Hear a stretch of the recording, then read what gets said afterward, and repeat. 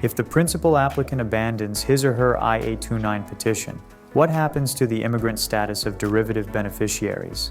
A principal applicant who abandons their I-829 petition loses the opportunity to renew their conditional green card and acquire permanent resident status. This consequence extends to any derivative beneficiaries on the petition, specifically the EB-5 investor's direct family, including spouse and unmarried children below the age of 21. The primary petitioner's abandonment of the I-829 petition would prevent any derivatives from applying separately, and their conditional permanent resident status would be terminated at the end of the 2-year period, without the chance to adjust their immigration status.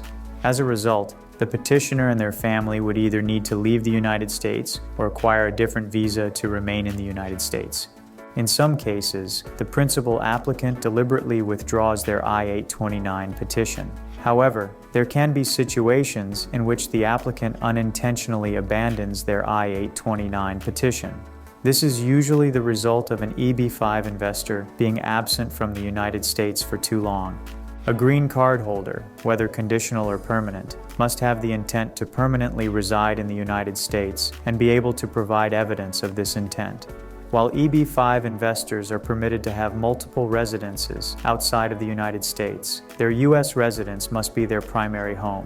In addition, they must have significant ties to the United States, such as family living in the United States, a primary residence, employment, tax returns, bank accounts, and so forth.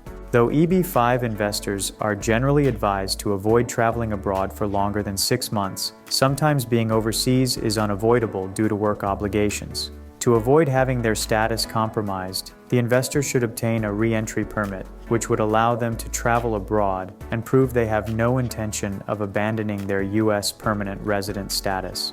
If a green card holder is unable to provide sufficient evidence of ties in the United States and their absences have been seen as unjustifiably lengthy, they risk being judged as having abandoned their status.